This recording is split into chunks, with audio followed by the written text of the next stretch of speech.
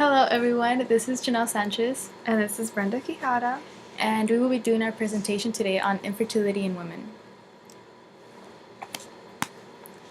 Public health messages tend to advertise that pregnancy can occur after having intercourse a single time without the use of any form of contraceptives. Although this is a possibility, it doesn't take into consideration the timing of intercourse relative to ovulation. Some individuals and couples may be led to think that they are infertile if pregnancy doesn't occur after one or several acts of intercourse without contraceptives. So, what is infertility? Infertility is the inability to conceive after attempting to do so for a year without any use of contraceptives. According to the CDC, Centers for Disease Control and Prevention, about 6% of married women 15 to 44 years of age in the United States are unable to get pregnant after 1 year of unprotected sex. Infertility is a universal occurrence that does not have any barriers, affecting people of all social backgrounds, ethnicity, and sex. It is unfortunately more widely seen in the world today. Some famous people who have publicly shared their journey through infertility are Celine Dion, Jamie Lee Curtis, and Hugh Jackman. Some who have chosen to adopt, and others who have gone through the IVF therapy in order to achieve parenthood. So, what causes infertility? This can be divided into two separate categories. The first one involving biological factors, such as ovulatory disorders, uterine or cervical abnormalities, tubal infertility, and endometriosis. The second one involving lifestyle factors, such as advancing age, obesity, underweight and exercise, nutrition, smoking, caffeine, and STI and PID. So a study was made of 110 randomly selected infertile women who were seeking medical assistance to fully explore the cause of infertility. The study involved women of all different ages and backgrounds. In the study, it was found that the main cause for infertility amongst these women involved problems in the fallopian tubes. The second cause was of unknown origin, and the third most prevalent one was due to problems in the uterus. So some of these biological factors are tubal infertility.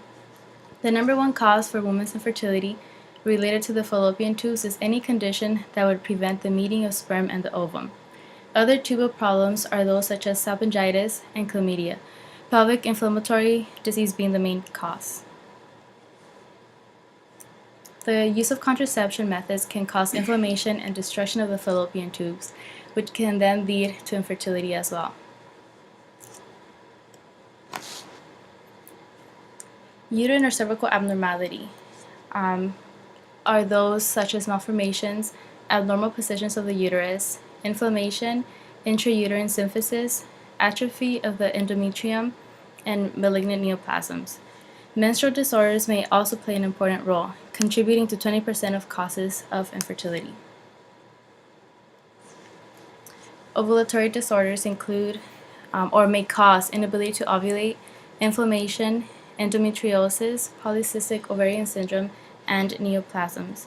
In the study previously mentioned, 4 out of the 110 women experienced ovulatory disorders.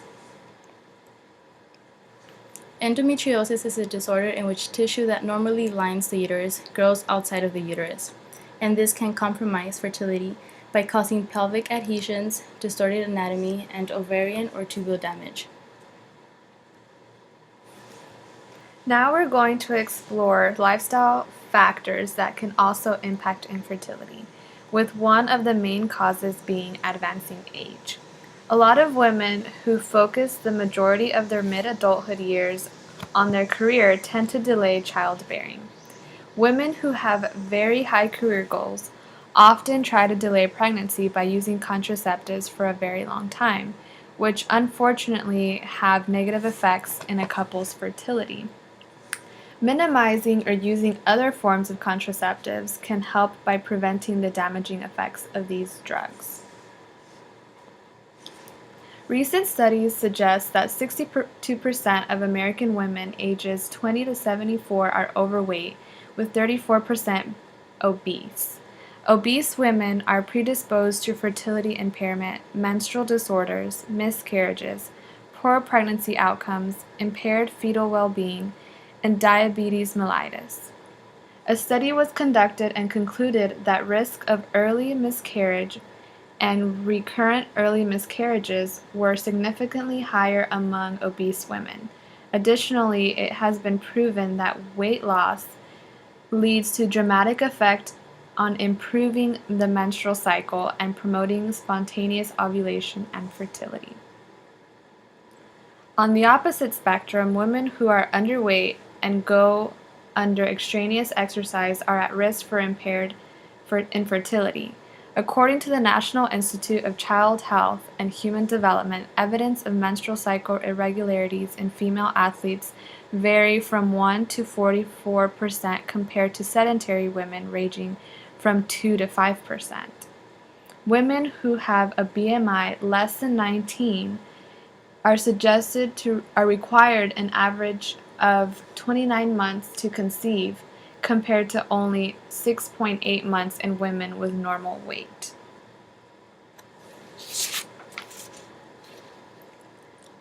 Nutrition in influencing infertility also goes hand in hand with weight. Many women tend to undergo chronic dieting by avoiding red meats, fats, and cholesterol. According to the Canadian Journal of Dietetic Practice and Research, cholesterol is a known precursor for estrogen. Therefore, there is a positive correlation between regular menses, fertility, and increasing protein and cholesterol intake. The avoidance of cholesterol, protein, and fats in the diet may limit the ability to produce adequate production of sex hormones. It was found that vegetarians have a greater incidence of menstrual irregularities versus non-vegetarian premenopausal women.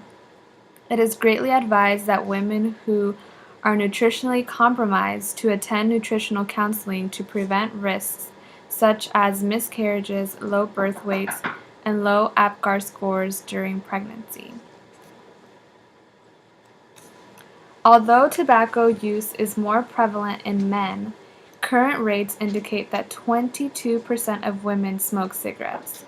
It was found that an increased risk of infertility and delayed conception rate among women who smoke. The percentage of women experiencing a conception delay of greater than 12 months was 54% higher in smokers than in non-smokers.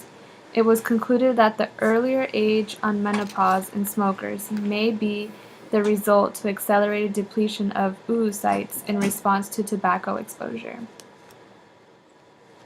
Caffeine is known as the most widely used pharmacological active substance in the world. A research was conducted to determine a relationship between drinking coffee and impaired fertility. The results concluded that women who consumed 7 or more cups of coffee or tea per day were 1.5 times more likely to be subfecund and also demonstrated an increased risk for spontaneous abortion.